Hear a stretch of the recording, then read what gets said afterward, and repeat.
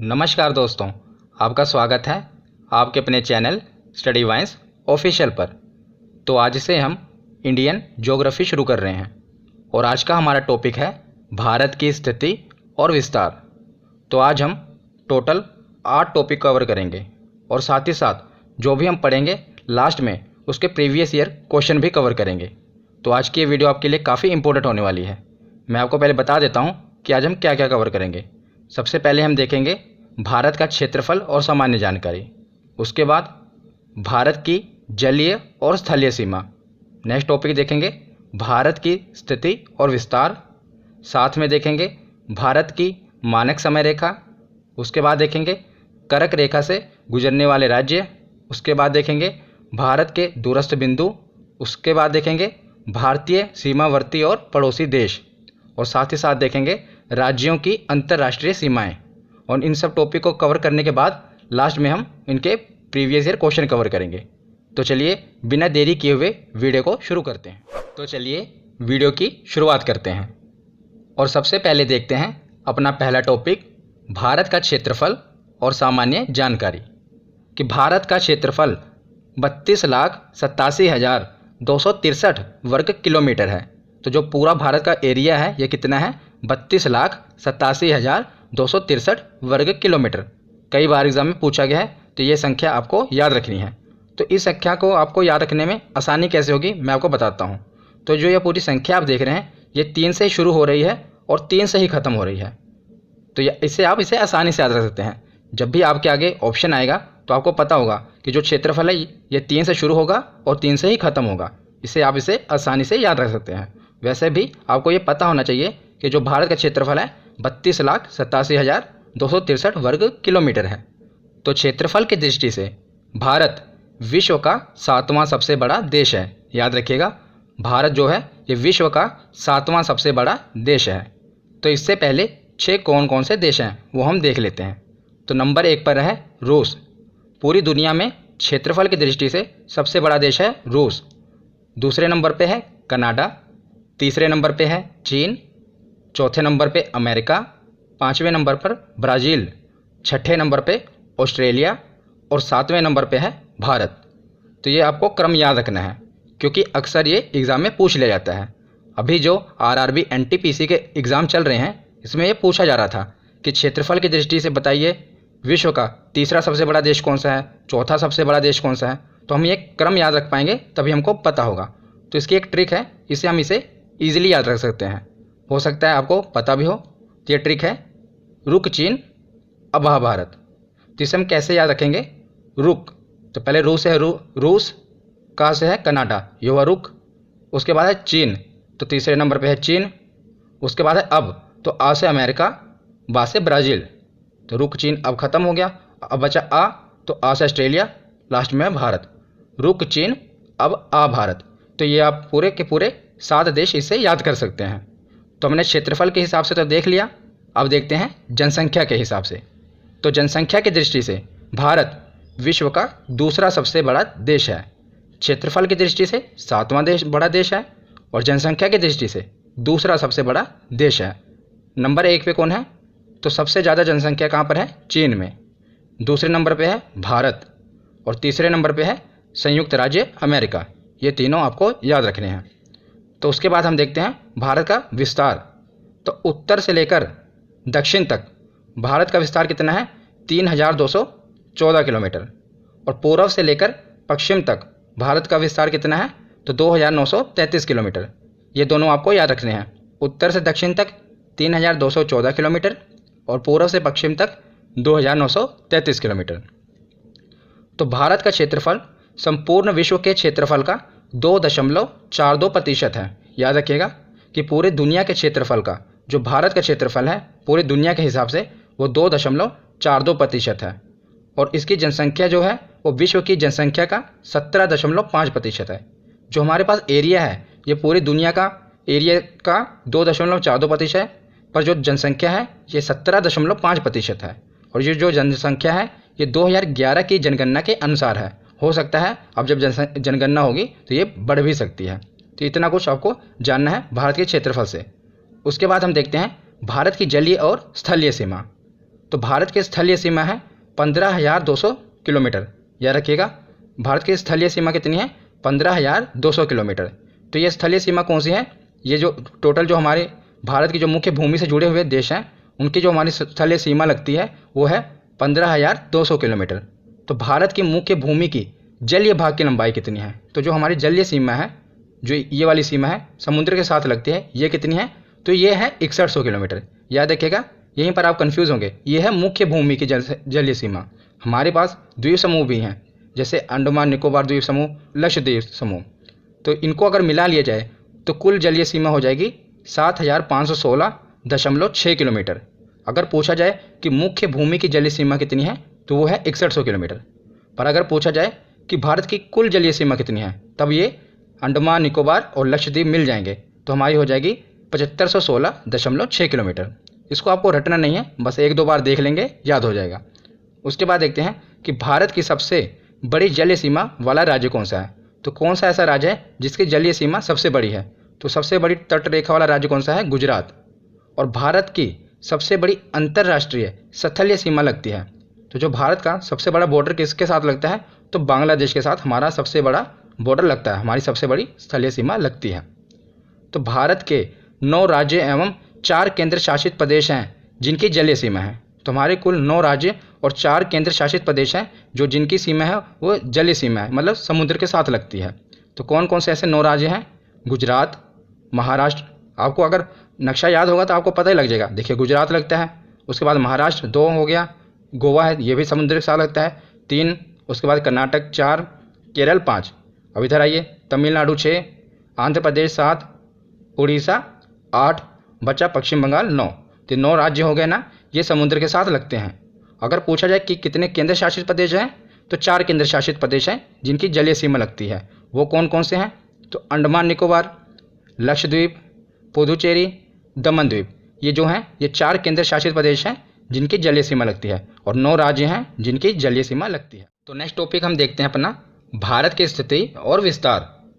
तो जैसा कि आप ये देख रहे हैं, यह है ग्लोब। इसके ऊपर कुछ काल्पनिक रेखाएं खींची गई हैं इस प्रकार, कुछ वर्टिकल रेखाएं हैं, कुछ हॉरिजॉन्टल रेखाएं हैं। तो ये वैसे तो पृथ्वी पर कोई रेखा नहीं है, पर वैज्ञानिकों ने कुछ ग्लोब पर काल्पनिक रेखाएं खींची हैं। इसका भी अपना एक महत्व है, मैं आपको बाद में बताऊंगा। तो जो हॉरिजॉन्टल रेखा है इस प्रकार, उसे हम कहते हैं अक्षांश रेखाएं, और जो वर्टिकल रेखाएं हैं मतलब सीधी रेखाएं हैं, उन्हें हम कहते हैं देशांतर रेखाएं। तो आप जो पृथ्वी के बिल्कुल मध्य में, मतलब कि ग्लोब के जो पूरी मध्य में आप देख रहे हैं 0 डिग्री पर, यह है भूमध्य रेखा, जिसे हम इंग्लिश में कहते हैं इक्वेटर। और 23.5 डिग्री नॉर्थ में उत्तर में है कर्क रेखा, और 23.5 डिग्री नीचे साउथ में है मकर रेखा। तो 3 रेखा आपको पता होना चाहिए। जो बीचों बीच है यह है भूमध्य रेखा, और जो 23.5 डिग्री ऊपर है यह है कर्क रेखा, और 23.5 डिग्री नीचे है मकर रेखा। तो भूमध्य रेखा के समांतर खींची गई काल्पनिक रेखाएं अक्षांश रेखाएं कहलाएंगी। तो मैंने आपको बताया था बीच में है भूमध्य रेखा, ये है। तो इसके समांतर जितनी भी रेखाएं खींची गई हैं वो सारी कहलाएंगी अक्षांश रेखाएं, मतलब कि हॉरिजॉन्टल जितनी भी लाइन है वो सभी अक्षांश रेखाएं कहलाएंगी। और इंग्लिश में इसे कहेंगे लैटिट्यूड लाइन। तो और आसान है इंग्लिश में याद करना, जो लेटी हुई लाइनें हैं इन्हें लैटिट्यूड लाइन कहेंगे। उसके बाद देखते हैं कि उत्तरी ध्रुव और दक्षिणी ध्रुव को मिलाने वाली काल्पनिक रेखाएं देशांतर रेखाएं कहलाएंगी। तो जिस प्रकार बीचों बीच अक्षांश रेखा 0 डिग्री पर है, इसे भूमध्य रेखा कहते हैं, उसी प्रकार देशांतर रेखा भी 0 डिग्री पर है। इसे हम कहेंगे, ये उत्तरी ध्रुव है आपको पता है, और यह है दक्षिणी ध्रुव। तो उत्तरी ध्रुव और दक्षिणी ध्रुव को मिलाने वाली जो काल्पनिक रेखाएं हैं इस प्रकार खींची गई हैं, उन्हें हम कहेंगे देशांतर रेखाएं। तो ये उत्तरी ध्रुव को और दक्षिणी ध्रुव से मिलाती हैं, काल्पनिक रेखाएं हैं, इन्हें देशांतर रेखाएं कहते हैं। इंग्लिश में कहते हैं लॉन्गिट्यूड लाइन्स। तो जो भारत है, भारत की हमारी स्थिति कहाँ पर है ग्लोब में, तो ये उत्तरी गोलार्ध और पूर्वी देशांतर में स्थित है। कैसे, मैं आपको बताता हूँ। तो जैसे ये भूमध्य रेखा है, इसके ऊपर जो भी देश हैं ये हैं उत्तरी गोलार्ध में, और जो नीचे इसके देश हैं ये हैं दक्षिणी गोलार्ध में। मतलब ये पृथ्वी को समझ लो 2 भागों में बांट रही है, एक उत्तरी गोलार्ध और दक्षिणी गोलार्ध। उसी प्रकार जो ये 0 डिग्री की देशांतर रेखा है ये भी 2 भागों में बांटती हैं। जो इसके इस तरफ हैं इसे कहेंगे पूर्वी देशांतर, और जो इस तरफ के देश हैं इन्हें हम कहेंगे पश्चिमी देशांतर। मतलब कि ये पूर्वी देशांतर वाले देश हो जाएंगे और ये पश्चिमी देशांतर वाले देश हो जाएंगे। तो हमारा भारत कहाँ पर है? तो हमारा भारत है, ये आप ये देख रहे हैं, ये है भारत। तो ये देखिए, आप इक्वेटर के ऊपर है तो उत्तरी गोलार्ध में हुआ, और देशांतर के पूर्व में है तो पूर्वी देशांतर में हुआ। तो जो भारत है ये उत्तरी गोलार्ध और पूर्वी देशांतर में स्थित है। आशा करता हूँ आपको इससे समझ आया होगा। तो उसके बाद हम देखते हैं कि जो भारत की स्थिति है हमने पढ़ा कि अक्षांश रेखाएं और देशांतर रेखाएं हैं, ये पूरे ग्लोब पर काल्पनिक रेखाएं खींची गई हैं। तो भारत के ऊपर से भी कुछ अक्षांश रेखाएं और देशांतर रेखाएं गुजरेंगी, बिल्कुल गुजरेंगी। तो जो भारत की स्थिति है कि भारत किन अक्षांश रेखाओं और देशांतर रेखाओं के मध्य में है, ये कई बार एग्जाम में पूछा गया है, ये अब हम देखते हैं। तो जो भारत का मुख्य भाग है, मतलब जो हमारा भारत का मुख्य भाग है, ये 8 डिग्री 4 मिनट, याद रखिएगा, जो ऐसे ये ऊपर गोला बना है इसे हम डिग्री कहते हैं। उसके बाद जो अक्षर लिखा है उसके बाद जो ऊपर ऐसे कोमा बनेगा उसे मिनट कहते हैं। तो जो भारत का मुख्य भाग है ये 8 डिग्री 4 मिनट उत्तरी अक्षांश से 37 डिग्री 6 मिनट उत्तरी अक्षांश तक, जैसे आप देख रहे हैं ये 8 डिग्री 4 मिनट, ये जो रेखा कही है ये है 8 डिग्री 4 मिनट अक्षांश रेखा है। और ऊपर जो है ये रेखा है 37 डिग्री 6 मिनट उत्तरी अक्षांश रेखा। याद रखिएगा, ये हम ऊपर वाले को उत्तरी और नीचे वाले को दक्षिणी नहीं कहेंगे, क्योंकि जो हमारा भारत था, मैंने आपको पीछे बताया कि ये उत्तरी गोलार्ध में है। तो ये जितनी भी अक्षांश रेखाएं हैं इनको हम उत्तरी अक्षांश रेखाएं ही कहेंगे। और जो ये रेखाएं हैं इन्हें हम कौन सी रेखाएं कहेंगे? पूर्वी देशांतर रेखाएं कहेंगे। क्यों? मैंने आपको पीछे बताया कि हमारा भारत उत्तरी गोलार्ध पूर्वी देशांतर में है। तो जो भी अक्षांश रेखाएं होंगी सभी रेखाओं को हम उत्तरी अक्षांश रेखाएं, और जो देशांतर रेखाएं होंगी उन्हें पूर्वी देशांतर रेखाएं कहेंगे। अब हम देखते हैं कि भारत कहाँ पर स्थित है। तो भारत है 8 डिग्री 4 मिनट उत्तरी अक्षांश रेखा से लेकर 37 डिग्री 6 मिनट उत्तरी अक्षांश रेखा के बीच में। और देशांतर रेखा के बीच में देखते हैं कहाँ पर है। तो देशांतर रेखा है 68 डिग्री 7 मिनट पूर्वी देशांतर रेखा से लेकर 97 डिग्री 25 मिनट पूर्वी देशांतर रेखा के बीच। ये हमारी भारत की स्थिति। तो ये कई बार एग्जाम में पूछा गया है घुमा फिरा के कि कहाँ पर स्थित है, तो आपको याद रखना है। जिसकी मैं आपको एक ट्रिक बताता हूँ कि इसको आप याद कैसे रखेंगे। वैसे तो आपको याद हो जाएगा अगर 2-3 बार देख लेंगे। आपको इसको याद करने का तरीका भी है, देखो इसको आप ऐसे याद करेंगे। पूरा डिजिट तो आपको याद नहीं होगा, बस 2-2 डिजिट पकड़िए। 37 84 37 84 2-3 बार बोलेंगे। 37 84 और 68 97 68 97 37 84 68 97, इस प्रकार याद करेगा। मिनट और डिग्री छोड़ दीजिए, बस आप डिजिट याद करिए। 37 84 68 97 37 84 68 97। और अगर आपको एक भी डिजिट पता होगा तब भी आप काम चल जाएगा। मैं आपको ट्रिक से बताता हूँ इसको याद कैसे करेंगे। जब भी आपको ऑप्शन आएंगे वहाँ पर 2 डिजिट इसके आएंगे कि पूर्वी देशांतर से लेकर इतने पूर्वी देशांतर के बीच में है। जैसा कि उदाहरण के रूप में आप देखिए 68 डिग्री 7 मिनट पूर्वी देशांतर से लेकर 97 डिग्री 25 मिनट पूर्वी देशांतर के बीच में है। तो इसे हम याद कैसे करेंगे? जब भी हमारा ऑप्शन आएगा आप लिख रहेंगे, बस 2 ही डिजिट लिखना है आपको, 68 और 97। तो आप देखेंगे अगर इनको क्रॉस में देखेंगे तो एक ऐड हो रहा है। 6 में अगर एक ऐड करेंगे तो 7, और 8 में एक ऐड करेंगे तो 9। तो आपको उसी टाइम पता लग जाएगा ये ऑप्शन सही है। क्योंकि अगर दूसरा ऑप्शन कोई होगा तो वहाँ पर ऐसा लिखा होगा 67 72, तो वहाँ पर अगर आप तिरछा गुना करें ऐड करेंगे तो एक ऐड नहीं होगा। पर इसमें देखिए एक ऐड हो रहा है ना, 6 को ऐड करेंगे एक 7, और 8 में एक ऐड करेंगे 9। उसी प्रकार दूसरे में भी हो रहा है। उत्तरी अक्षांश देखिए 37 6 है और 84 है। मैंने आपको कहा 2-2 डिजिट लीजिए, 37 और 84। तो 3 में एक ऐड करेंगे 4, और 7 में एक ऐड करेंगे 8। तो इसमें भी एक ही ऐड हो रहा है। तो इस प्रकार अगर आप कई बार भूल भी जाएंगे तो आपको ये ट्रिक से याद हो जाएगा कि हाँ भाई ऐसे ये ऑप्शन गलत है, ये वाला सही है। अगर कई बार आप भूल गए तब ये आप आजमा कर देख लेना। तो अब हम अपना नेक्स्ट टॉपिक देखते हैं कि जो समय मानक रेखा होती है कैसे पता लगता है कि भारत में कितना समय हुआ है, तो ऑस्ट्रेलिया में कोई और समय होता है, ये कैसे निर्धारण किया जाता है? तो इसका निर्धारण किया जाता है ग्रीनविच मीन टाइम से। तो इंग्लिश में कहते हैं इसे ग्रीनविच मीन टाइम, और हिंदी में कहते हैं ग्रीनविच माध्य समय। यहाँ पर आएगा ग्रीनविच, तो ग्रीनविच माध्य समय। तो ये क्या होता है अब मैं आपको समझाता हूँ। तो पहले आप इतना जान लीजिए कि जो GMT यानी कि ग्रीनविच माध्य समय है, इसी के आधार पर ही समय का आकलन किया जाता है। इसमें कैसा आकलन किया जाता है? तो मैंने आपको बताया कि ग्लोब पर जो सीधी रेखाएं हैं ये हैं सब देशांतर रेखाएं, ये सब काल्पनिक रेखाएं हैं। तो जो 0 डिग्री की रेखा है ये है 0 डिग्री की देशांतर रेखा। तो इसके आगे जितने भी देश आएंगे इनमें जो समय चलेगा वो प्लस में चलेगा। उदाहरण से मैं आपको समझाता हूँ। जो मान लीजिए जो 0 डिग्री के समय रेखा है, यहाँ पर रात के 12 बज रहे हैं, रात के 12 बज रहे हैं। तो इसके आगे जो भी जितने भी देश आएंगे, ये 0 डिग्री पे है, आगे जैसे 15 डिग्री 45 डिग्री 60 डिग्री, आगे जितने भी देश आए इसमें प्लस में टाइम चलेगा। 12 बज रहे हैं तो वहाँ पर 1 बजेंगे 2 बजेंगे 3 बजेंगे। और जो 0 डिग्री के पीछे वाले देश हैं, इस तरफ के देश हैं, पश्चिमी देश हैं, वहाँ पर 12 बजे से पहले का समय होगा। मान लीजिए 11 बजे 10 बजे। ये देशांतर रेखाओं पर निर्भर करेगा, वो मैं आपको आगे समझाऊंगा कि कैसे पता लगेगा कि कहाँ पर कितना समय होगा। बस अभी आपको इतना पता होना चाहिए कि जो 0 डिग्री देशांतर रेखा है इसके पूर्व में जितने भी देश हैं वो समय आगे रहेगा, और पश्चिम में जितने भी देश हैं उनका समय पीछे रहेगा। क्यों? ऐसा क्यों होगा? क्योंकि जो सूरज होता है ये पूर्व में उगता है, तो पहले रोशनी कहाँ पर पड़ेगी? तो पहले इधर पड़ेगी ना, पूर्व में, इसलिए इनका समय आगे होगा, और पश्चिम में जो समय होगा इनका पीछे होगा। तो जो 1 डिग्री देशांतर रेखा होता है इसमें 4 मिनट का फ़र्क पड़ता है। जैसे ये 0 डिग्री देशांतर रेखा है, इसके आगे 1 भी होगी, 15 डिग्री भी होगी, तो 1 डिग्री देशांतर रेखा में 4 मिनट का समय का फ़र्क पड़ता है और 15 डिग्री देशांतर रेखा पर 60 मिनट का फ़र्क पड़ेगा। तो जैसे ये 0 डिग्री देशांतर रेखा है, जब यहाँ पर रात के 12 बज रहे हैं मान लो, तो जो 15 डिग्री देशांतर रेखा पर कोई देश होगा, जितने भी देश होंगे, मतलब ये पूरी सीधी रेखा है, इस पर बहुत से देश होंगे, तो जो 15 डिग्री देशांतर रेखा पर देश होंगे वो 60 मिनट आगे होंगे, मतलब वहाँ पर रात का 1 बज रहा होगा। तो आगे इसी प्रकार जो 30 डिग्री देशांतर रेखा पे होंगे वहाँ पर कितना बज रहा होगा, तो वहाँ पर 2 बज रहा होगा। अगर हम पीछे देखें, पश्चिम की तरफ देखें, तो जो 0 डिग्री है, इसी प्रकार यहाँ भी 15 डिग्री होगा, तो यहाँ पर कितना बज रहा होगा, यहाँ पर 11 बज रहे होंगे, क्योंकि 1 घंटा पीछे समय चलेगा। तो आशा करता हूँ आपको समझ आया होगा कि जो 0 डिग्री देशांतर रेखा है, इसके पूर्व में जितने देश होंगे वहाँ पर समय आगे होगा और इससे पश्चिम में जितने देश होंगे समय पीछे होगा। फ़र्क कितना होगा, तो 15 डिग्री देशांतर रेखा पर 1 घंटे का फ़र्क पड़ता है। तो अंतर्राष्ट्रीय मानक समय की रेखा के बाद हम देखते हैं अपनी भारत की मानक समय रेखा कि भारत में कौन सा टाइम जोन है। तो भारत में जो देशांतर रेखा है, जो हम अपना समय मानक समय रेखा मानते हैं, 82.5 डिग्री पूर्वी देशांतर को मानते हैं। तो भारत में इलाहाबाद के नैनी के समीप से गुजरने वाले 82 डिग्री 30 मिनट पूर्वी देशांतर के स्थानीय समय को भारतीय मानक समय माना जाता है। तो जैसे मैंने आपको बताया कि हर देश के ऊपर से स्थानीय देशांतर रेखाएं गुजरेंगी, कई देशांतर रेखाएं, तो जो हम अपना टाइम जोन मानते हैं, ये मानते हैं 82.5 डिग्री पूर्वी देशांतर को।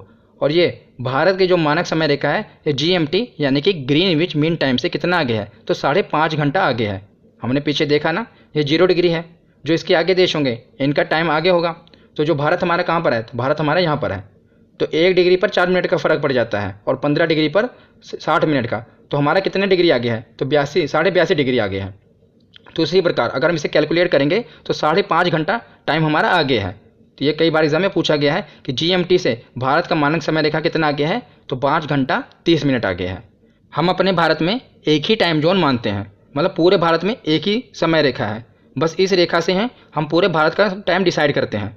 पर अमेरिका में देखा जाए तो 11 टाइम जोन है, रशिया में भी 11 टाइम जोन है, पर भारत में एक ही टाइम जोन है। और वैज्ञानिकों का कहना है कि भारत को 2 टाइम जोन मानने चाहिए। उनका तर्क भी सही है, क्योंकि जो ये नॉर्थ ईस्ट वाला एरिया है, यहाँ पर 4 बजे ही सुबह हो जाती है, मतलब कि 4 बजे सूरज निकल जाता है। और ये जो बाकी बचा हुआ भारत का भाग है, यहाँ लगभग 6 बजे सूरज निकलता है। तो 2 घंटे का अंतर पड़ जाता है नॉर्थ ईस्ट वाले एरिया से और बाकी इस एरिया से। इसलिए वैज्ञानिकों का कहना है कि भारत को 2 टाइम जोन मानने चाहिए। पर अभी भारत सरकार कितने टाइम जोन मानती है, तो एक ही टाइम जोन मानती है। और वो कौन सी देशांतर रेखा है, तो याद रखिएगा 82.5 डिग्री पूर्वी देशांतर रेखा। और कई बार एग्जाम में पूछा जाता है, लगभग हर बार पूछा जाता है कि ये जो 82.5 डिग्री पूर्वी देशांतर रेखा है, ये किन किन राज्यों से होकर गुजरती है। तो याद रखिएगा ये 5 राज्यों से होकर गुजरती है। ये सीधी रेखा 5 राज्यों से होकर गुजरती है। तो सबसे ऊपर है उत्तर प्रदेश। उत्तर प्रदेश के बाद ये आती है, अब देखिए ध्यान से, मध्य प्रदेश में। मध्य प्रदेश के बाद ये आती है छत्तीसगढ़ में। छत्तीसगढ़ के बाद उड़ीसा, और उड़ीसा के बाद आंध्र प्रदेश। तो यहाँ से 82.5 डिग्री की पूर्वी देशांतर रेखाएं होकर गुजरती हैं। एक बार और देख लीजिए, सबसे ऊपर है उत्तर प्रदेश। अब अपने दिमाग में नक्शे को रखिए, उत्तर प्रदेश के नीचे मध्य प्रदेश, मध्य प्रदेश के नीचे छत्तीसगढ़, छत्तीसगढ़ के नीचे उड़ीसा का कुछ भाग, और उड़ीसा के बाद आंध्र प्रदेश। तो ये 5 राज्यों से होकर भारत की मानक समय रेखा गुजरती है। तो आशा करता हूँ आपको क्लियर हो गया होगा। अब हम देखते हैं कर्क रेखा से गुजरने वाले राज्य। तो अभी हमने पीछे मानचित्र में देखा कि 0 डिग्री जो इक्वेटर रेखा थी, यानी कि भूमध्य रेखा थी, उसके 23.5 डिग्री ऊपर कौन सी रेखा थी, तो वो कर्क रेखा थी। और वो कर्क रेखा भारत की बिल्कुल बीचों बीच से होकर गुजरती है। और ये पूछा जाता है एग्जाम में कि किन राज्यों से होकर गुजरती है। तो कुल 8 राज्य हैं। इनके लिए हमें कोई ट्रिक की ज़रूरत नहीं है, ये तो हमें वैसे भी पता होनी चाहिए कि कौन कौन से राज्यों के ऊपर से होकर गुजरती है। तो जो भारत का नक्शा है, ये तो हमें पता ही होना चाहिए।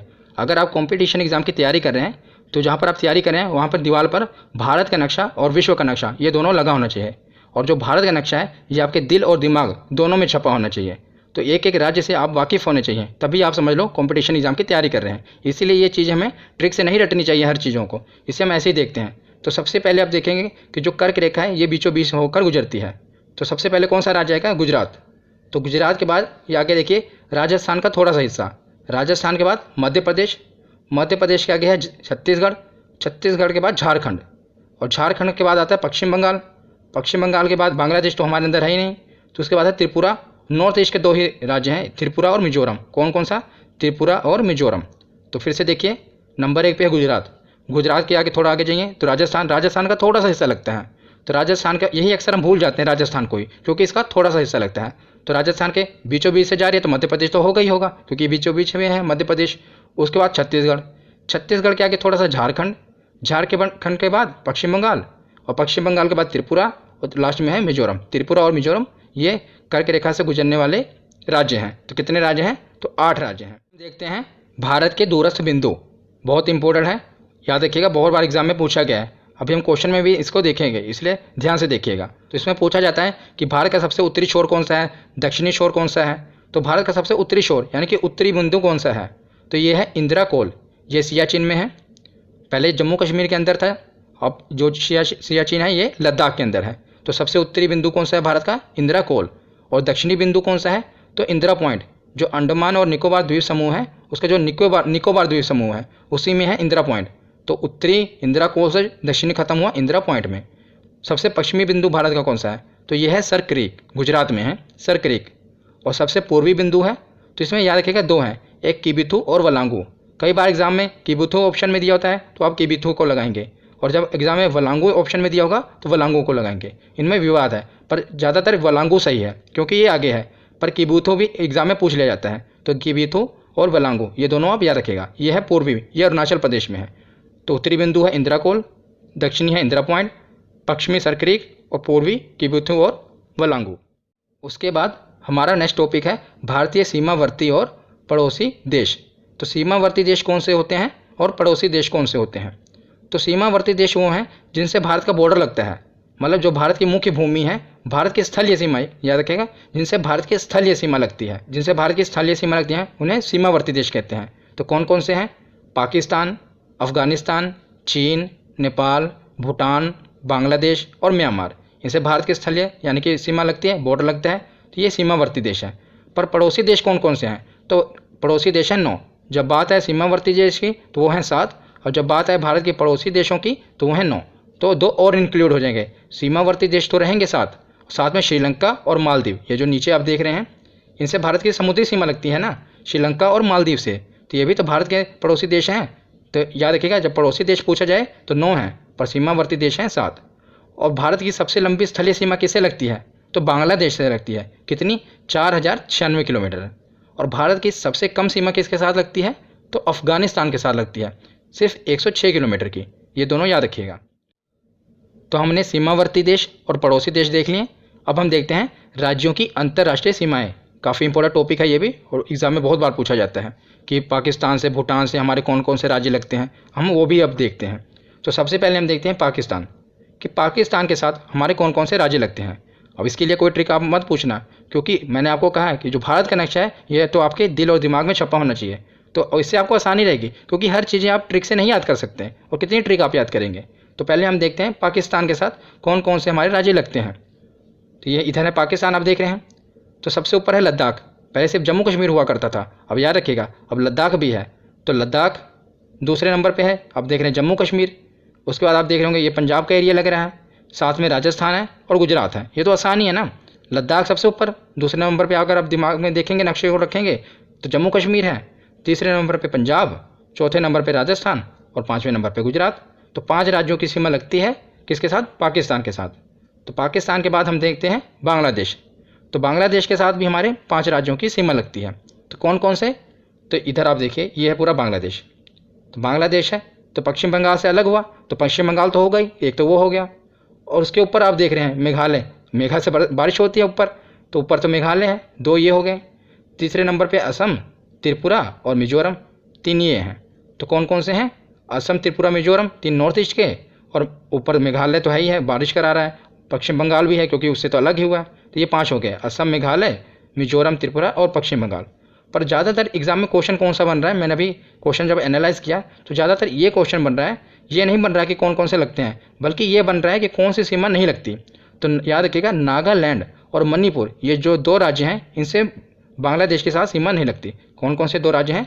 नागालैंड और मणिपुर के साथ बांग्लादेश की सीमा नहीं लगती। हमने पढ़ लिया ना, इनके साथ सीमा लगती है, पर नागालैंड और मणिपुर के साथ सीमा नहीं लगती। एग्जाम में कई बार पूछा जा रहा है, और बार बार यही 2 ऑप्शन ज़्यादातर होते हैं, इसीलिए मैंने इन्हें अलग से कवर कर दिया।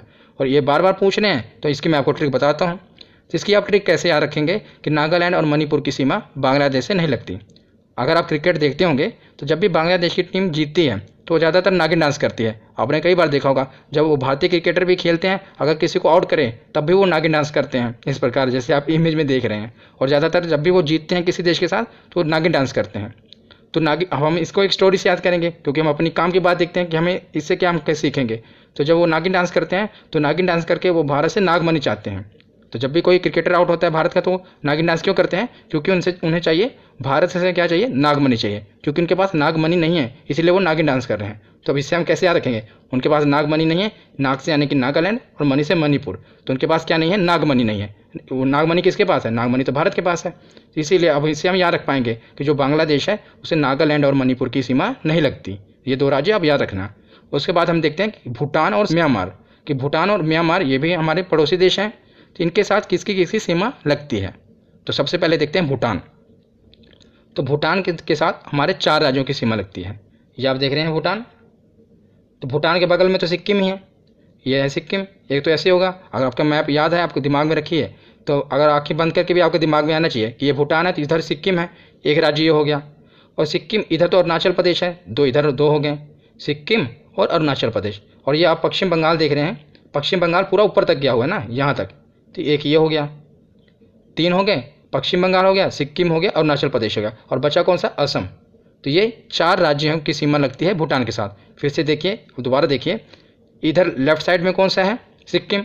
राइट में कौन सा है? अरुणाचल प्रदेश। 2 ये हो गए, और पश्चिम बंगाल ने नीचे से इसको ऊपर उठा हुआ है, 3 हो गए, और असम ने इसको बराबर किया हुआ है, तो 4 हो गए। ये 4 राज्यों की सीमा लगती है भूटान के साथ। तो भूटान के बाद अब हम देखते हैं म्यांमार। तो म्यांमार तो ये पूरी रेखा, इसके जितने भी राज्य हैं इस तरफ के, ये सारे लगते हैं म्यांमार के साथ। जो भी नॉर्थ ईस्ट के राज्य ये साथ किनारे पर हैं। तो सबसे ऊपर कौन सा है? अरुणाचल प्रदेश, और उसके बाद है नागमणि। नागमणि दोनों साथ साथ है, मतलब कि नागालैंड और मणिपुर साथ साथ हैं। और नीचे है मिजोरम। सबसे ऊपर कौन सा है? अरुणाचल प्रदेश, और नागमणि साथ में ही है, नाग के साथ ही मणि होती है, नागालैंड और मणिपुर। लास्ट में है मिजोरम। तो ये 4 राज्यों की सीमा लगती है म्यांमार के साथ। तो भूटान, म्यांमार, पाकिस्तान, बांग्लादेश, ये हमने देख लिए। अब हम बाकी जो बचे हैं इन्हें देखते हैं। तो भूटान तो कवर ही हो गया, ये तो हमने कवर कर लिया। हम देखते हैं नेपाल की। तो नेपाल के साथ 5 राज्यों की सीमा लगती है। तो वो कौन कौन से हैं? ये तो और भी आसान है, देखिए कैसे। ये आपको पता है, ये है नेपाल। नेपाल के इधर से उत्तराखंड ने दबाया हुआ है और इधर से सिक्किम ने दबाया हुआ है, दोनों के बीच में है नेपाल। तो एक तो हो गया उत्तराखंड और हो गया सिक्किम, और उसके नीचे है उत्तर प्रदेश और बिहार। आपको पता ही है कि उत्तर प्रदेश और बिहार के लोग तो नेपाल आते जाते रहते हैं। 4 तो यहीं पर हो गए। तो एक बचा, अब बताइए एक कौन सा बचा? तो वो है पश्चिम बंगाल, क्योंकि जो पश्चिम बंगाल है ये नीचे से ऊपर तक गया हुआ है, देख रहे हैं ना ये। तो 5 राज्यों की सीमा लगी। एक बार दोबारा देखिए, कौन कौन सा? उधर से उत्तराखंड ने दबाया हुआ है, इधर से सिक्किम। तो उत्तराखंड और सिक्किम के बीच में है नेपाल, और नीचे से उत्तर प्रदेश और बिहार, इनका तो बॉर्डर लगता ही है। 4 ये हो गए। एक बचा कौन सा? अपना पश्चिम बंगाल। तो ये 5 राज्य हैं जिनकी नेपाल के साथ सीमा लगती है, और भूटान तो हमने पीछे कवर कर लिया। तो हमारे ये हो गए। अब लास्ट में हमारा एक बचा चीन। अब इसकी भी हम देख लेते हैं कि चीन के साथ हमारे कौन कौन से राज्यों की सीमा लगती है। तो चीन के साथ हमारे कौन कौन से राज्यों की सीमा लगेगी? सबसे ऊपर लद्दाख की सीमा लगेगी। याद रखिएगा, पहले हमारी जम्मू कश्मीर की सीमा भी लगती थी, पर अब हमारा ये ऊपर वाला एरिया ये तो लद्दाख हो गया। तो अब जम्मू कश्मीर की सीमा चीन के साथ नहीं लगती। नए मैप के अकॉर्डिंग हमारी लद्दाख की सीमा चीन के साथ लगती है। लद्दाख के नीचे है हिमाचल प्रदेश। हिमाचल प्रदेश के नीचे कौन सा है? उत्तराखंड।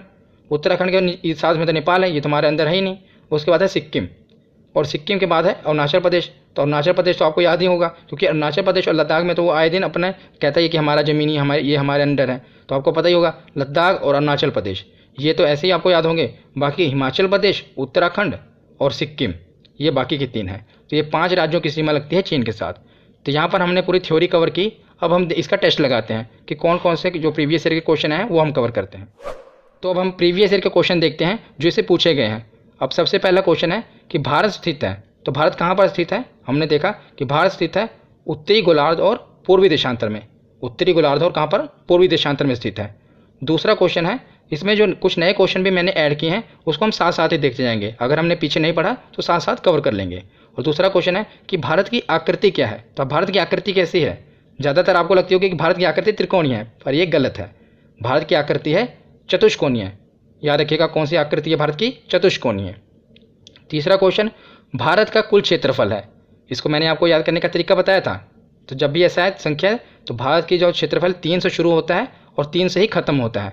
तो भारत का कुल क्षेत्रफल है 32,87,263 वर्ग किलोमीटर।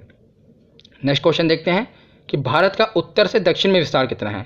तो भारत का उत्तर से दक्षिण में विस्तार कितना है, 3214 किलोमीटर है। उत्तर से दक्षिण की बात की जाए तो याद रखिएगा 3214 किलोमीटर।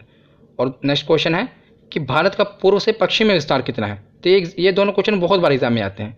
तो ये ऊपर से तो 3214 है और पूर्व से पश्चिम में है 2933 किलोमीटर। उसके बाद नेक्स्ट क्वेश्चन है कि भारत की तट रेखा की लंबाई कितनी है। तो इन्होंने मुख्य भूमि की ही पूछी है क्योंकि ऑप्शन से पता लग रहा है हमें। तो भारत की तट रेखा की लंबाई मतलब कि ये जो एरिया है इसकी लंबाई कितनी है, तो 6100 किलोमीटर इसका राइट आंसर होगा, ऑप्शन ए। उसके बाद अगला क्वेश्चन देखते हैं कि प्राचीन भारतीय भौगोलिक मान्यता के अनुसार भारतवर्ष किस द्वीप का अंग था। तो जैसे अब हम देखते हैं कि भारत एशिया का अंग था, तो ये प्राचीन के समय की बात कर रहे हैं। तो प्राचीन समय ये किसका अंग था, तो उस समय ये जम्बू द्वीप का अंग था। याद रखिएगा, इंपॉर्टेंट क्वेश्चन है। तो कौन से किस द्वीप का अंग था, जम्बू द्वीप। उसके बाद अगला क्वेश्चन है कि इंडियन स्टैंडर्ड टाइम और ग्रीनविच मीन टाइम के अंतर का में कितना अंतर है। तो जो हमारा भारत की मानक समय रेखा है ये कितनी आगे है ग्रीनविच मीन टाइम से, तो हमने पढ़ा था कि 5 घंटे 30 मिनट ये आगे है। उसके बाद नेक्स्ट क्वेश्चन है कि भारत का क्षेत्रफल विश्व के कुल भौगोलिक क्षेत्रफल का कितना है। तो कई बार एग्जाम में ये क्वेश्चन पूछा गया, देख ही रहे हैं आप। तो ये कितना है, अभी हमने पीछे पढ़ा था ना कि पूरे विश्व का हमारा भारत का कितना हिस्सा है, तो 2.4% हमारा भारत है पूरे विश्व का हिस्सा। क्षेत्रफल के हिसाब से कह रहे हैं ये। अगर जनसंख्या के हिसाब से बात करते हैं तो जनसंख्या के हिसाब से 17.5% है। उसके बाद नेक्स्ट क्वेश्चन है कि भारत में कितने राज्य समुद्र तट रेखा में है। मतलब जो भारत के कितने राज्य हैं जिनकी सीमा समुद्र तट से लगती है। तो हमने पीछे पढ़ा था कितने राज्य थे, 9 राज्य थे। और केंद्र शासित प्रदेश कितने थे, 4। तो यहाँ पर राज्य पूछा है तो 9 राज्य हैं। कौन कौन से ये शायद में लिख लिए, अब देख लेना, हमने पीछे पढ़ भी लिए थे। और केंद्र शासित प्रदेश पूछते तो वो 4 थे। उसके बाद नेक्स्ट क्वेश्चन है कि भारत में निम्नलिखित में से किस राज्य की तट रेखा सबसे लंबी है। तो कौन सा राज्य था जिसकी तट रेखा सबसे लंबी है। रेलवे में कई बार एग्जाम में ये पूछा गया है, तो गुजरात है। इसका सही ऑप्शन कौन सा होगा, गुजरात। गुजरात की तट रेखा सबसे लंबी है। अब आती है बात कि भारत का दक्षिणतम बिंदु कौन सा है। तो उत्तरी बिंदु कौन सा था, उत्तरी था इंदिरा कोल। इंदिरा कोल से लेके मैंने बताया था इंदिरा पॉइंट, तो दक्षिणी है इंदिरा पॉइंट, यानी कि ऑप्शन सी। उत्तरी पूछा होता तो इंदिरा कोल। नेक्स्ट क्वेश्चन है कि इंदिरा पॉइंट का अन्य नाम क्या है। तो जो भारत का सबसे दक्षिणतम बिंदु है ये तो है इंदिरा पॉइंट, और इसके कुछ अन्य नाम भी हैं। तो इसके कुल 4 नाम हैं। एक तो है इंदिरा पॉइंट और इसके 3 नाम अलग हैं, वो भी आप देख लीजिए। पहला है पार्सन पॉइंट, इसे पार्सन पॉइंट भी कहते हैं, लाही चिंग भी कहते हैं, और पिगमेलियन पॉइंट भी कहते हैं। पिगमेलियन तो कई बार एग्जाम में पूछा गया है कि इंदिरा पॉइंट का नाम क्या है, तो पिगमेलियन। ये तो आपको याद होना चाहिए, और बाकी भी याद होने चाहिए कि पार्सन पॉइंट भी कहते हैं और लाही चिंग। तो इसका राइट ऑप्शन कौन सा होगा, इनमें से सभी। तो ये इंदिरा पॉइंट के अन्य नाम है, इनमें से सभी, ये सभी नाम इंदिरा पॉइंट को ही कहते हैं। उसके बाद नेक्स्ट क्वेश्चन है कि भारत की सबसे लंबी अंतर्राष्ट्रीय सीमा किस देश के साथ लगती है। ये तो अभी तक आपको याद हो ही गया होगा कि बांग्लादेश के साथ भारत की सबसे लंबी अंतर्राष्ट्रीय सीमा लगती है। उसके बाद नेक्स्ट क्वेश्चन देखते हैं कि भारत की मुख्य भूमि की दक्षिणी सीमा है। इसमें से आपको कौन सा डिजिट है जो जाना पहचाना लग रहा है। अगर आपने वीडियो को ध्यान से सुना होगा तो 8 डिग्री 4 मिनट उत्तरी अक्षांश, ये इसका राइट आंसर होगा। हमने पीछे ट्रिक से भी देखा था कि ऊपर से 2, मैंने कहा था 2 डिजिट याद रखना। जैसे एक डिजिट मिल गई आपको 84, तो 4 में से एक कम किया 3 और 8 में से एक कम किया 7। हमने वहाँ पर जोड़ा था ना, तो 7 में एक जोड़ेंगे 8 और 3 में एक जोड़ेंगे 4। तो ऊपर था 37 और नीचे था 84। तो इसका राइट आंसर कौन सा है, 84। मतलब कि 8 डिग्री और 4 मिनट उत्तरी अक्षांश। नेक्स्ट क्वेश्चन है भारतीय मानक समय आधारित है। ये पूछना है कि कितनी देशांतर रेखा जो भारत के ऊपर से गुजरी है, जो हम अपना टाइम जोन मानते हैं।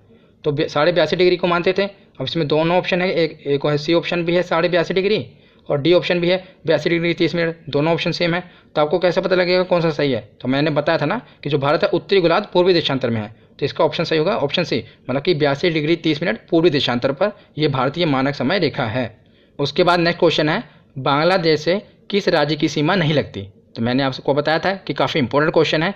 यही क्वेश्चन पूछा जाता है कि किस राज्य की सीमा नहीं लगती। तो उस समय मैंने आपको ट्रिक से बताया था कि बांग्लादेशी खिलाड़ी नागिन डांस कर रहे हैं। क्यों, किस लिए नागिन डांस कर रहे हैं, क्योंकि उन्हें भारत से क्या चाहिए, नागमणि चाहिए। उनके पास नागमणि नहीं है, तो यहाँ पर नागालैंड नहीं है। आंसर कौन सा है, मणिपुर है। तो ये मणिपुर सही होगा। तो जो मणिपुर है इसकी सीमा बांग्लादेश से नहीं लगती। उसके बाद कुछ 3 क्वेश्चन बचे हैं, ये भी हम देख लेते हैं कि निम्नलिखित में से किस राज्य से होकर कर्क रेखा नहीं गुजरती। तो कर्क रेखा किस राज्य से नहीं गुजरती, तो उत्तर प्रदेश से नहीं गुजरती, क्योंकि जो मध्य प्रदेश है उसके ऊपर है उत्तर प्रदेश। तो यहाँ से कर्क रेखा गुजरती हो, उत्तर प्रदेश से नहीं गुजरती। तो इसका राइट आंसर होगा उत्तर प्रदेश। अगला क्वेश्चन है कि क्षेत्रफल की दृष्टि से विश्व का तीसरा सबसे बड़ा देश कौन सा है। तो तीसरा सबसे बड़ा देश कौन सा है, तो चीन। हम अपने ट्रिक से याद किया था ना राइट आंसर होगा चीन। रुक चीन, रुक से रूस, उसके बाद का से कनाडा, ये पहला और दूसरा हो गया। उसके बाद चीन, तो तीसरे नंबर पे था चीन। यह भी एनटीपीसी में पूछा गया था, इसलिए मैंने इसे इंक्लूड किया है। उसके बाद लास्ट क्वेश्चन है कि भारत का सबसे पश्चिमी भाग कौन सा है। तो सबसे पश्चिमी भाग कौन सा है, तो सर क्रीक है, ये सबसे पश्चिमी भाग है। इसका राइट आंसर होगा ऑप्शन सी। सबसे उत्तरी पूछा जाए तिंजराकोल, दक्षिणी इंदिरा पॉइंट और पूर्वी वालंगू। तो आज की ये वीडियो यहीं पर ख़त्म होती है। कैसी लगी आपको वीडियो, कमेंट सेक्शन में ज़रूर बताना। धन्यवाद।